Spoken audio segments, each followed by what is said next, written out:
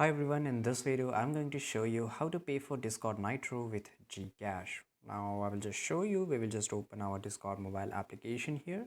Once I open, in the bottom right side corner you will see the U and just click on U. On the top right you will see the Nitro, just click over the Nitro. Once you click over here you will get the plans, so choose the plans according to your requirement. Then again you have to choose between yearly or monthly. I will choose monthly. I will click on purchase. As you hit on the purchase you will get this option, automatically it will select here. So here if I just click on Google Play balance, and here if you get this option to pay with the Gcash, it means that you are region. So I'm not a, because Gcash support in some of the regions, so you need to have to be in that region to use Gcash, right?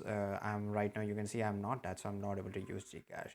So this is how you can do it. I hope guys you found this video very useful, and if you did, make sure to like this video, subscribe our channel, and see you guys in the next video.